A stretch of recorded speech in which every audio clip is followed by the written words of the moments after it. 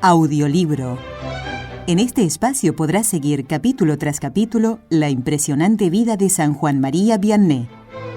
Hoy te presentamos El cura de Ars, por Francis Trochu, una biografía sobrenatural. Capítulo 1. Vamos a empezar la vida de un santo realmente entrañable, querido grandemente por toda Francia e incluso a nivel europeo durante su vida. El santo cura de Ars, San Juan María Vianney, un hombre humilde, sencillo, amante de Dios y de los hermanos, totalmente entregado a su quehacer parroquial. Hoy es el patrono de todos los párrocos. Comencemos descubriendo cómo fueron sus primeros años. Y, todavía antes, una anécdota muy sabrosa, unida a otro santo, un santo mendigo que vamos a descubrir y que llegó a casa de su abuelo. Vamos a ver.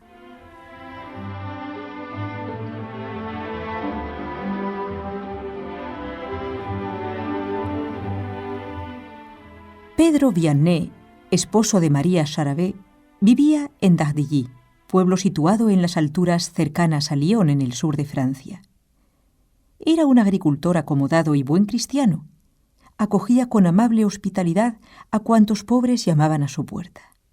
Así fue como en julio del año 1770, la fama de su caridad atrajo hacia él a un mendigo muy especial, que a la vez era un santo. Se llamaba Benito Labre. Enfermo de escrúpulos, acababa de salir de la trapa de Septfond, donde había dado comienzo a su noviciado con el nombre de fray urbano. Firme después en su vocación de perpetuo peregrino, emprendió el viaje a Roma. El primer punto donde se detuvo fue Pagué-le-Monial, y fueron muy largas sus visitas a la capilla de las apariciones. De Pagué se dirigió a Lyon, mas al sobrevenir la noche, antes de entrar en la ciudad, que estaba muy próxima, se paró en el pueblo de Dardilly.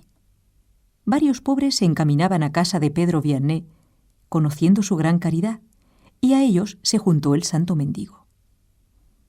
Benito Labre observaba entonces una extraña costumbre. Iba vestido con la túnica de los novicios trapenses, que le había sido entregada al salir del monasterio. Unas alforjas pendían de sus espaldas. Rodeaban su cuello unos rosarios y brillaba sobre su pecho un crucifijo de cobre. Por todo equipaje, un breviario, un libro de la imitación de Cristo y unos evangelios.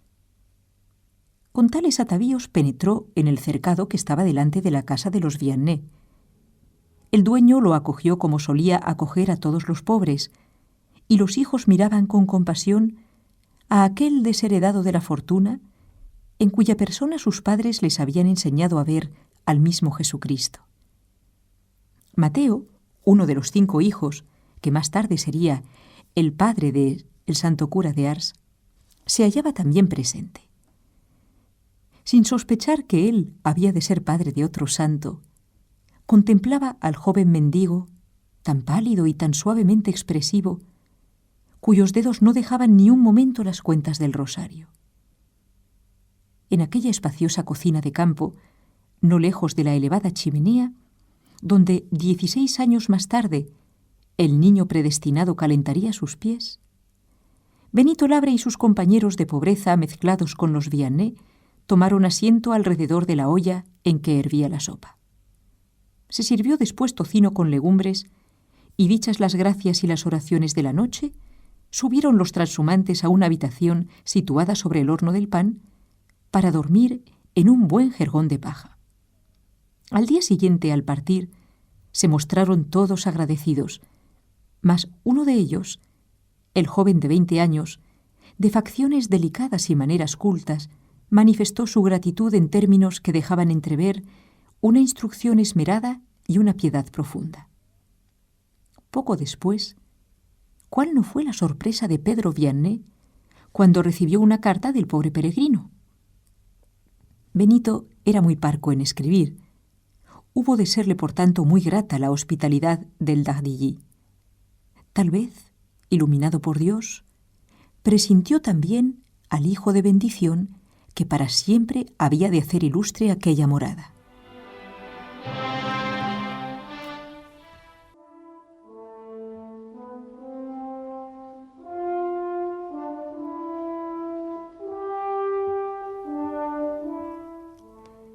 Ocho años después, el día 11 de febrero de 1778, en Écully, pueblo distante de Dardilly apenas una legua, Mateo Vianney, al que hemos conocido de niño contemplando al santo mendigo, contraía ya matrimonio con María Belus.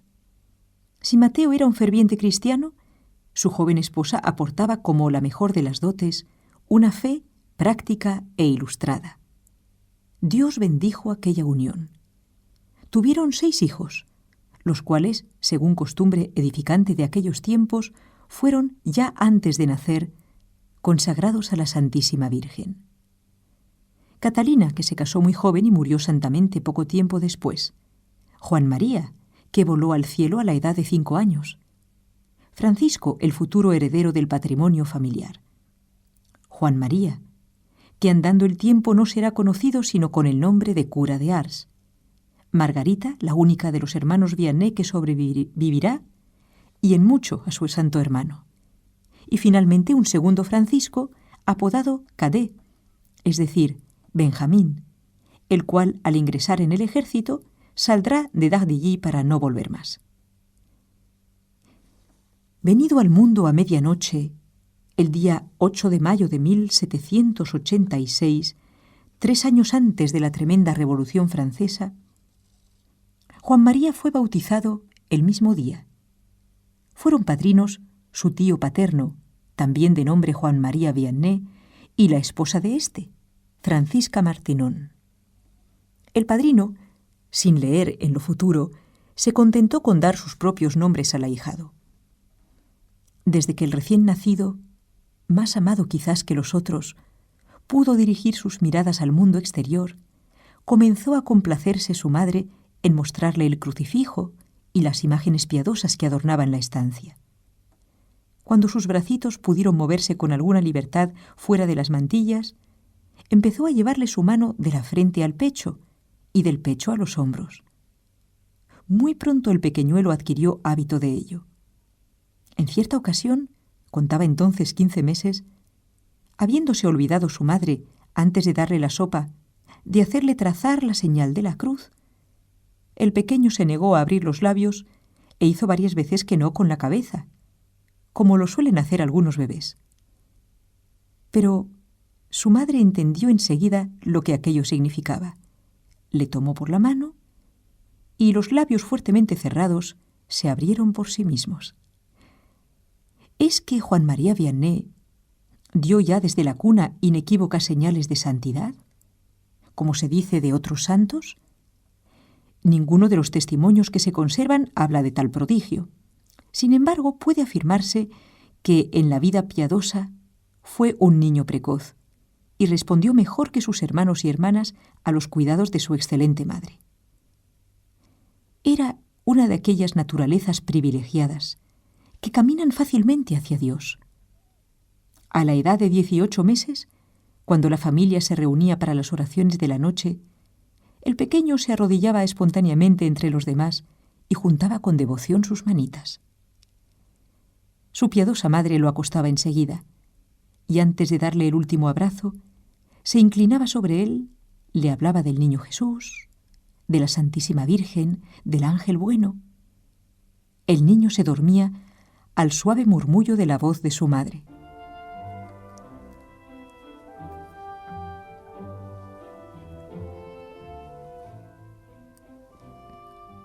Creció, dio los primeros pasos y comenzó a andar vacilante y ligero por dentro y alrededor de la casa, aunque sin alejarse del umbral, pues más abajo hacia el jardín había una cuba muy honda donde abrevaba el ganado. De esta manera Juan María no perdía de vista a su solícita madre.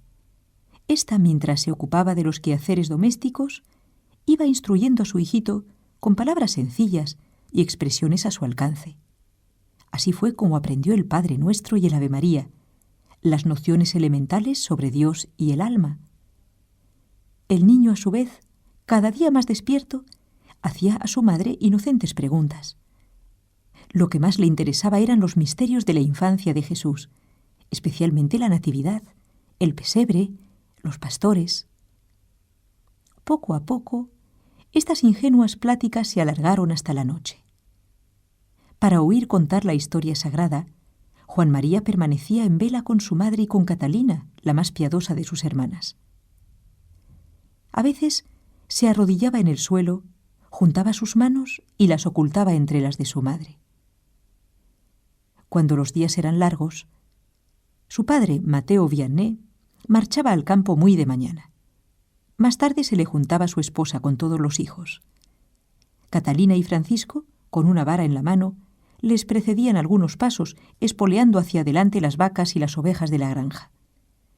Seguían Juan María y Margarita, apodada Gotón, los dos sobre un pollino. Una vez en el campo los niños se tendían sobre la hierba y vigilaban el ganado que pacía. Juan María, alegre y bullicioso, animaba los juegos. No era, en efecto, como lo insinuaba su primer biógrafo, uno de esos niños prodigios que carecen de la gracia y viveza propias de los de su edad. No. En este muchacho, de ojos azules, de cabello oscuro, de color apagado y mirada viva, la piedad precoz no excluía en manera alguna cierta natural vivacidad que era el encanto de la familia.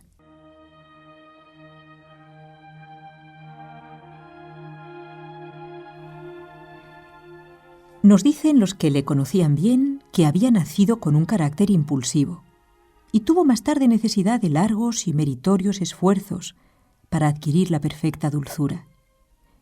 Sin embargo, ya desde pequeño este niño sensible y nervioso supo dominarse a sí mismo, y su juiciosa madre, que conocía la eficacia del ejemplo, lo propuso varias veces como modelo a sus hermanos y hermanas. Solía decirles, cuando no se sometían enseguida a sus mandatos: «Mirad a Juan María, es más obediente que vosotros. Hace enseguida todo lo que le ordeno». Con todo, en cierta ocasión hubo de derramar también lágrimas. Juan María poseía un hermoso rosario, que tenía en gran estima. Su hermanita Gotón, a quien solo aventajaba en 18 meses, también lo encontró de su agrado y quiso apoderarse de él. Hubo una escena violenta entre hermano y hermana, gritos, pataleo y un amago de combate. El pobre niño corrió hacia su madre entristecido, y su madre le dijo: «Hijo mío, dale tu rosario a Gotón, tu hermana». «Sí, dáselo, por amor de Dios». Y al instante Juan María le alargó sollozando el rosario, que cambió así de propietario. Decidme, tratándose de un niño de 4 años, ¿no era esto un notable sacrificio? Para enjugar sus lágrimas, la madre, en lugar de mimarle y acariciarle continuamente, le dio una pequeña imagen de madera que representaba a la Santísima Virgen. Aquella tosca imagen la había contemplado el pequeño con envidia, puesta sobre la chimenea de la cocina, a la que él no podía llegar. Desde aquel momento ya era suya, bien suya. ¡Qué felicidad! Dice él, ya adulto: «Oh, y cuánto amaba yo aquella imagen. No podía separarme de ella ni de día ni de noche, y no hubiera dormido tranquilo si no la hubiese tenido a mi lado en el lecho. La Santísima Virgen es mi mayor afecto. La amaba aún antes de conocerla». Algunos testigos de sus tiernos años, en particular su hermana Margarita, cuentan cómo al primer toque del Ángelus, él se arrodillaba antes que todos. A veces se retiraba a un rincón, ponía sobre una silla su querida imagen y oraba ante ella con gran recogimiento. Los niños, gracias a Dios, desconocen aquella necedad que se llama respeto humano. Donde quiera que estuviese, en casa, en el jardín, en la calle, Juan María saludaba a la Virgen al dar la hora, y a imitación de su madre hacía la señal de la cruz y rezaba un Ave María. Al terminar se santiguaba de nuevo. Esto dio ocasión a que un labrador que trabajaba en el cercado vecino dijese a Mateo Vianney: «Creo que vuestro morenito me toma por el diablo». El padre refirió el dicho en su casa. La madre le preguntó al pequeño: «¿Por qué haces esto de santiguarte cada vez que ves al vecino?» «Yo no sabía que aquel hombre me mirase, pero ¿no es antes y después de rezar cuando hay que hacer la señal de la cruz?». Las vecinas, que le oían rezar en voz alta, decían a sus padres: «Sabe muy bien las letanías. Será menester hacer de él un sacerdote o un religioso». Quizás María Vianney nada presintió del maravilloso porvenir de su hijo predilecto. No por ello dejaba de ser preciosa a sus ojos la bondad de aquella alma, de la cual la madre procuraba apartar aún la sombra del pecado, diciéndole: «Mira, mi Juan, si tus hermanos y hermanas ofendiesen a Dios, yo tendría mucha pena, mas sería todavía peor si el pecador fueses tú.